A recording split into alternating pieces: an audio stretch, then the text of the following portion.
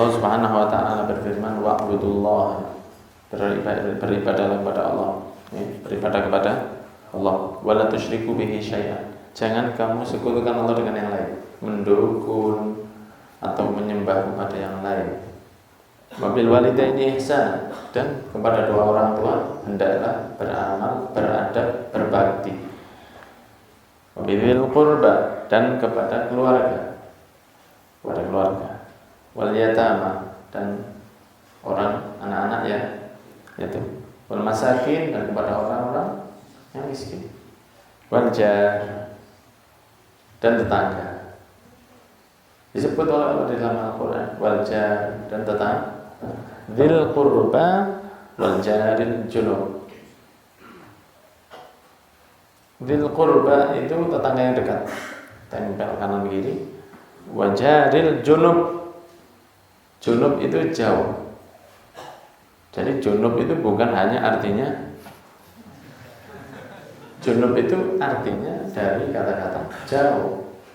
Makanya orang dikatakan sudah junub, maksudnya dia jauh. Jauh apa? Jauh dari malaikat, jauh dari kesucian, jauh dari syariat.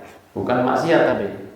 Karena dia kalau sudah junub, dia jauh dari Al-Quran, tidak boleh baca. Dia jauh dari sholat, dia jauh dari tawaf, dia jauh dari masjid, tidak boleh semua. Dia jauh dari malaikat. Malaikat penjaganya itu menjauh kalau dia sedang junub, maka dikatakan junub, artinya jadi junub itu junub apa sampean? Junub, nah, junub itu jauh, tapi tidak bisa digunakan pada seseorang yang konco yang dari Surabaya. Ya ada junub, maksudnya jauh, tidak bisa.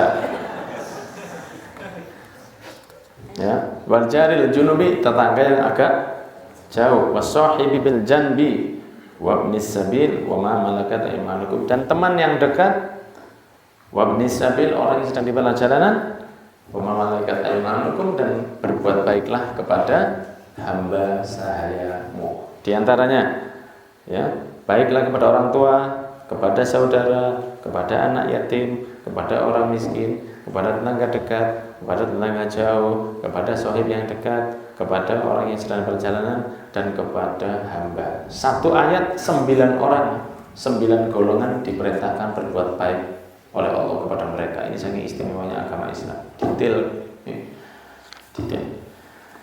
Kemudian salah satu hadisnya, di dalam hadisnya Rasulullah bersabda, wa an ibni Umar wa Aisyah radhiyallahu anhuma qala Rasulullah sallallahu alaihi wasallam zaji'tu yusini bil jadi hatta idanatu annahu sayuwarithuhu, muttafaqun alaih. Sayyidina Umar bin Khattab dan Sayyidatuna Aisyah radhiyallahu anha, beliau berdua qala panjang, qala berarti dua. Qala Rasulullah SAW, Nabi Muhammad mengatakan, malaikat Jibril senantiasa memberi saya wasiat tentang berbuat baik kepada tetangga, sampai saya merasa bahwa saya was-was, saya takut, bukan takut ngeri ya, enggak. Saya sampai was-was, jangan-jangan nanti bakal dapat warisan toh ini. Saya terus malaikat Jibril, tetangga dibaiki, tetangga harus diginikan, jangan sampai aku tetangga. Saking banyaknya wasiat dari malaikat Jibril ke Nabi Muhammad tentang haknya tetangga, sampai Nabi Muhammad merasa jangan-jangan ini kalau ada orang mati nanti bisa dapat waris tetangga. Saking banyaknya wasiat tentang tetangga. Ya Abu Dzar, di hadis yang berikutnya Rasulullah bersabda, ya Abu Dzar, wahai Abu Dzar, idza tabakhta maraqatan fa'fir ma'aha. Kalau kamu memasak marak semacam ya seperti gulai, ya, marak, bukan gulai, marak itu lebih cair, kuah yang cair itu dianjurkan untuk bisa diperbanyak airnya, diperbanyak airnya. Kenapa? Kata Nabi Muhammad, wa ta'ahad jirona, setelah kamu berbanyak airnya, tonggomu kamu kasih. Karena bisa jadi itu bisa untuk tambahan mengenyangkan mereka. mungkin ada roti waktu itu atau ada sesuatu yang lain. Kan kita selalu kalau lihat begini, ini digawe opo nasi sama enggak, kan enggak harus nasi. Di sana kan jarang nasi waktu itu. Sehingga kita tidak paham makanan yang mereka gunakan saat itu. Cuman kadang-kadang mereka cuma minum saja. Minum air daging itu. Minum rebusan air daging itu mengenyangkan sudah. Karena tidak ada micin. Jadi ya murni daging memang. Jadi tidak ada micin. Kalau sekarang udah micin rasa daging sapi. Ya rasanya diombe mari gak ora, tambah loro lenteng kok. Iya, dikasih minum itu. Sampai seperti itu Nabi Muhammad mengatakan kepada sahabat Abu Dzar, kalau masak perbanyak kuahnya kasih ke tetangga. Dan di riwayat yang lain sama dari Abu Dzar beliau mengatakan bahwa inna khalili sesungguhnya kekasihku, sahabat dekatku sallallahu alaihi wasallam awsani memberi saya wasiat, idza tabaqta maraqan fa'akthir ma'ahu tumanzur ahla baitin min jiran fa'asibhum minha bima'ruf. Dinasihati oleh beliau bahwa kalau kamu masak kuah marak yang dari banyak daging di dalamnya, kuahnya itu kamu berikan ke tetanggamu yang ada di dekatmu dengan ma'ruf, dengan baik. Monggo, ya. Jangan dengan cara yang tidak baik. Sampai ngambil ke rumah saya kalau mau, tidak benar. Diantarkan. Saking adilnya, ini saking adilnya. Wa Nabi Hurairah radhiyallahu anhu Nabi sallallahu alaihi wasallam qala wallahi la yu'min wallahi la yu'min. Wallahi la yu'min. Diulang 3 kali oleh Nabi. Demi Allah tidak beriman, demi Allah tidak beriman, demi Allah tidak beriman. Qila man ya Rasulullah? Siapa wahai Nabi? Dijawab Rasul, qala alladzina ya'manu jaru bahwa iqahu, yang mereka itu orang-orang yang tetangganya merasa tidak nyaman dari. Wallahi la yu'min, wallahi la yu'min, wallahi la yu'min. Demi Allah tidak beriman, demi Allah tidak beriman, demi Allah tidak beriman. Tidak sempurna imannya. Makanya jangan membunyikan musik di volumenya dikeraskan. Hati-hati kena hadis ini. Ya, wallahi la yu'min kata Rasul. Diragukan keimanan. Musik terlalu keras. Kemudian pokoknya ganggu lah, jangan. Dari riwayat Muslim, la yadkhulul jannah man la ya'manu jaruhu bawa'iqahu. Tidaklah masuk surga seseorang yang tetangganya merasa terganggu darinya. Mungkin tetangganya diam. Saya yakin kalau jenengan tetangga jenengan membunyikan musik itu jenengan pasti terganggu. Tapi jenengan diam. Itu pasti jenengan nanti di akhirat nagih dia, Ustaz. Tidak mungkin jenengan nagih dia. Di sana gak kenal orang sudah, Pak. Hati-hati bahaya. Kan sedih. Musiknya disetel, hatta pengajian. Walaupun pengaji pakai headset yang keras sampai apa mungkin pakai headset. Kenapa? Oh zaman now kok pakai diget, no Sony itu lampu. Suaranya sampai 100 meter kedengaran. Wallahi la yu'min kata Rasulullah SAW. Mengganggu. Wa anhu dan berikutnya. Qala Rasulullah SAW, ya nisa'al muslimat, wahai wanita-wanita muslimat, la tahkirun jaratun li jaratiha walau fil sini fashatin. Jangan kamu remehkan pemberianmu ke tetangga walaupun itu seperti cuma dapat kukunya kambing. Jadi kalau ada kelebihan memberi, jangan diremehkan karena itu ada efeknya. Walaupun satu yang sederhana. Karena kalau nunggu besar baru memberi berat. Dan juga anhu dari sahabat Abi Dzar, anna Rasulullah sallallahu alaihi wasallam qala la yamna'u jarun jarahu an yaghriza khashabatan fi jidarihi wa yaqul Abu Hurairah mali arakum anha mu'ridina wallahi la armiyanna biha baina aktafikum muttafaqun alaih. Nabi Muhammad SAW mengajarkan kepada kita untuk tidak mengganggu kepada tetangga. Jangan ganggu. jangan musik keras, jangan.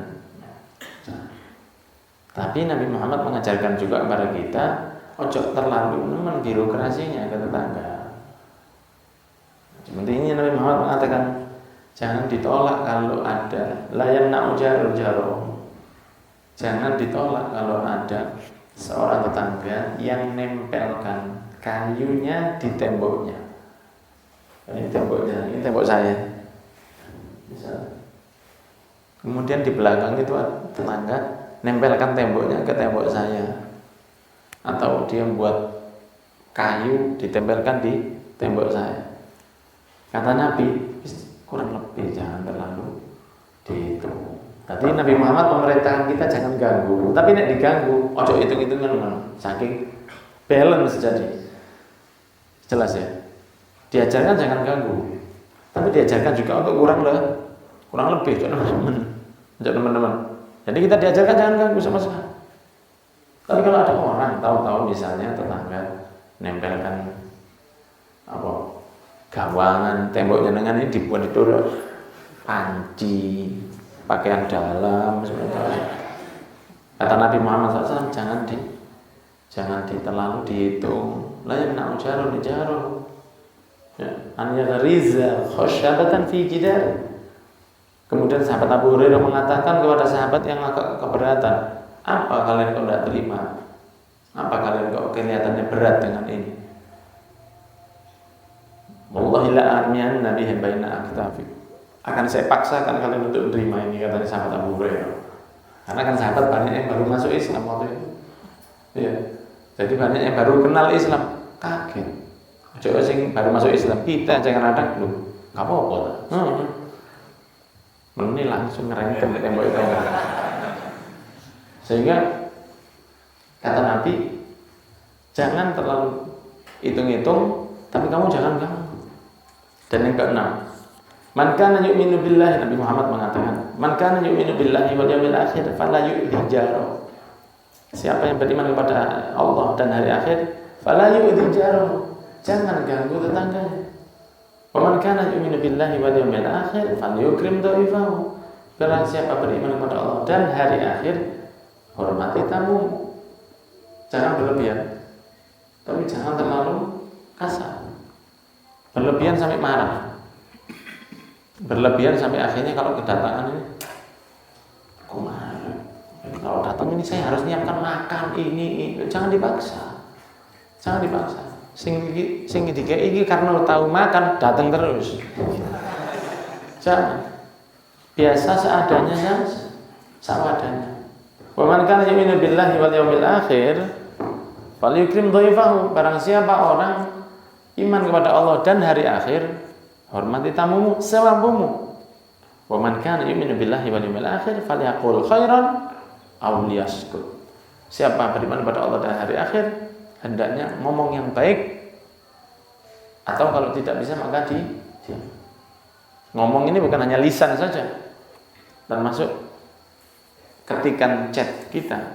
Kalau tidak bisa ngomong enak, jangan chatting, balas omongan, balas komentar netizen, komen di akun, komen di statusnya orang, dihina, itu ada hitungannya semua.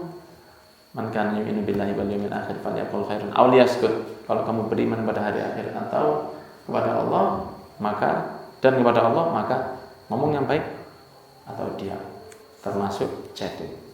Wa an Nabi Syuraihin al-Khuzai radhiyallahu anhu anna Nabi sallallahu alaihi wasallam qala man kana yu'minu billahi wal yawmil akhir falyuhsin ila jarih. Siapa orang beriman kepada Allah dan hari akhir, berbuat baiklah kepada tetangga.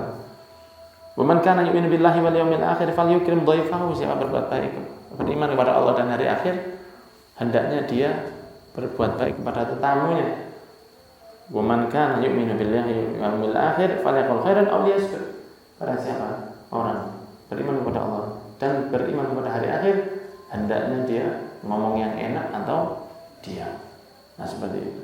Berarti kalau ganggu tetangga, meremehkan tamu, kemudian suka ngoceh yang tidak perlu, berarti imannya ke Allah dan hari akhir jelek. Maksudnya begitu. Okay. Kemudian yang ke-8, wa an Aisyah radhiyallahu anha qalat Nah, Siti Aisyah mengatakan, qultu ya Rasulullah, saya punya innali ini, saya punya 2 tetangga. Fa ila ayyihima uhdi, saya ngasih hadiah kemana dulu? Saya punya 2 tetangga. Qala ila aqrabihim minki bahaba, yang paling dekat pintunya sama kamu, didahulukan. Itu yang disabdakan oleh Kanjeng Nabi. Dan yang terakhir ke-9, wa an Abdullah bin Amr radhiyallahu anhu qala Rasulullah sallallahu alaihi wasallam, Nabi Muhammad bersabda, khairul ashabi indallahi ta'ala khairuhum li sahibi. Teman yang terbaik di sisi Allah adalah teman yang paling baik ke temannya. Jadi jangan pernah merasa bahwa baik ke teman itu adalah sesuatu yang sia-sia atau muspra. Aku ini kalau ada kerja kelompok, saya paling capek, anak-anak itu enak-enakan. Anda dapat pahala paling besar itu pasti. Tidak kan sia-sia. Mungkin di sisi guru sama, atau di sisi jeragan sama. Karyawannya 5, yang paling kesel 2, yang 3 ini rotok mes pokoknya. Ya mereka. Kan mesti ada yang seperti itu, pasti. Tapi itu mungkin di depan bosnya sama, tapi di sisi Allah tidak akan sama, tidak ada sama. Khairul ashabi indallahi ta'ala khairuhum li sahibihi. Teman terbaik di sisi Allah, indallah, khairuhum li sahibihi, yang baik ke temannya, yang paling baik. Wa khairul jiran indallahi ta'ala khairuhum li jari, adalah orang yang baik ke tetangganya. Rawahu at-Tirmidzi wa qala haditsun hasan.